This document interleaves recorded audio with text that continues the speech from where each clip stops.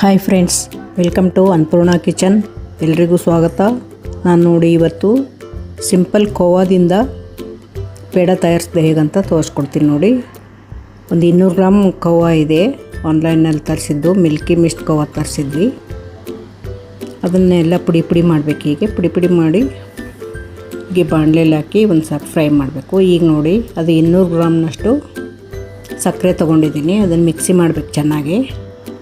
ಇದನ್ನು ಚೆನ್ನಾಗಿ ಮಿಕ್ಸಿ ಮಾಡಿ ಇಟ್ಕೊಳ್ತೀನಿ. ಇದಕ್ಕೆ ಸ್ವಲ್ಪ ಏಲಕ್ಕಿ ಪುಡಿ ಹಾಕಿದ್ದೆ, ಅದು ಕೂಡ ಹಾಕಿದ್ದೀನಿ. ಇದರಲ್ಲಿ ಮಿಕ್ಸಿ ಮಾಡುವಾಗ ಹಾಕಿದರೆ ಸಣ್ಣಗಾಗುತ್ತೆ. ನೋಡಿ, ಮಿಕ್ಸಿ ಮಾಡ್ತಾಯಿದ್ದೀನಿ. ನೋಡಿ, ಸಣ್ಣಗಾಗಿದೆ. ಈಗ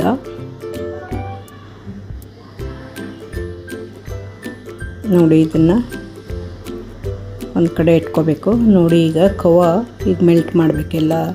ಸ್ವಲ್ಪ ತುಪ್ಪ ಹಾಕಿದ್ದೀನಿ. ತುಪ್ಪ ಹಾಕಿ ಹೀಗೆ ಫ್ರೈ ಮಾಡ್ತಿರ್ಬೇಕು. ಒಂದು 3-4 ನಿಮಿಷ ಮೆಲ್ಟ್ ಆಗುತ್ತೆ ಎಲ್ಲ.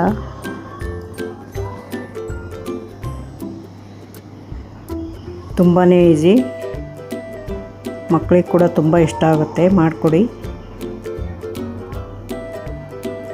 ನೋಡಿ, ಹೀಗೆ ಚೆನ್ನಾಗಿ ಎಲ್ಲನೂ ಸ್ವಲ್ಪ ಹೊತ್ತು ಹಾಗೆ ಮಿಕ್ಸ್ ಮಾಡ್ತಾ ಇರಬೇಕು. ಸಿಮ್ಮಲ್ಲಿ ಇಟ್ಕೊಂಡಿರಬೇಕು. ಗ್ಯಾಸ್ನ ಹೈ ಇಟ್ಕೊಂಡ್ರೆ ಸೀದೋಗೋ ಸಾಧ್ಯತೆ ಇರುತ್ತೆ. ನೋಡಿ, ಈಗ ಚೆನ್ನಾಗಿ ಖೋವಾ ಒಂದು ಅದಕ್ಕೆ ಬಂತು. ನೋಡಿ, ಈಗ ಚೆನ್ನಾಗಿ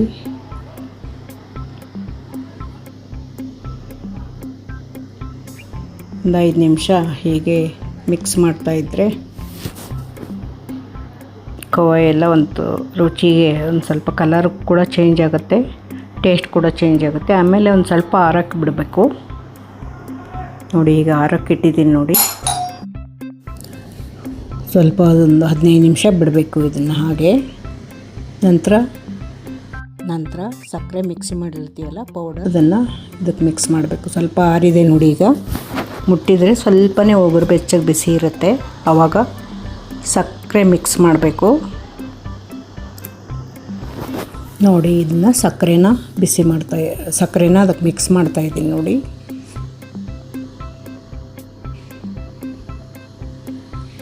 ಒಂದು 200 ಗ್ರಾಮ್ ಖೋವಾಗೆ 200 ಗ್ರಾಮ್ ಸಕ್ಕರೆ ತೊಗೊಂಡು ಮಿಕ್ಸಿ ಮಾಡಿಟ್ಟಿದ್ದೀನಿ. ಅದನ್ನು ಸಣ್ಣಗೆ ಮಿಕ್ಸಿ ಮಾಡಬೇಕು. ನಂತರ ಇದಕ್ಕೆ ಮಿಕ್ಸ್ ಮಾಡಬೇಕು. ಇದಕ್ಕೆ ಈ ಸಕ್ಕರೆ ಮಿಕ್ಸ್ ಮಾಡಿದ ನಂತರ ಒಂದು ಅರ್ಧ ಗಂಟೆ ಬಿಟ್ಬಿಡಬೇಕು ಹಾಗೆ. ಆಮೇಲೆ ಆರಿರುತ್ತೆಲ್ಲ. ಈಗ ಪೇಡ ಮಾಡ್ತಾಯಿದ್ದೀನಿ. ನೋಡಿ,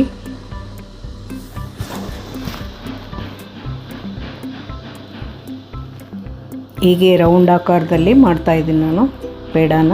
ಚಿಕ್ಕದಾಗಿ, ಜಾಸ್ತಿ ದೊಡ್ಡದೇನು ಮಾಡ್ತಾಯಿಲ್ಲ.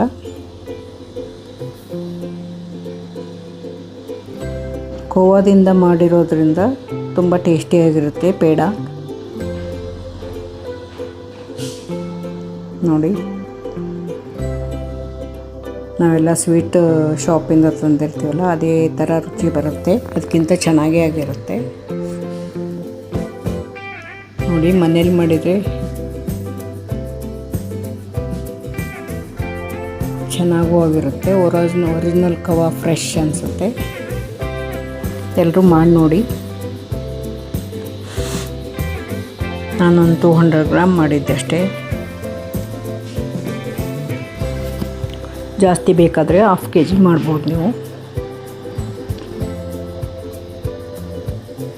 ಸಕ್ಕರೆ ಸ್ವಲ್ಪ ಕಮ್ಮಿ ಬೇಕು ಅಂದ್ಕೊಂಡ್ರೆ 200 ಗ್ರಾಮ್ಗೆ 150 ಗ್ರಾಮ್ ಹಾಕಿ. ಪೇಡ ರೆಡಿಯಾಗಿದೆ ನೋಡಿ. 14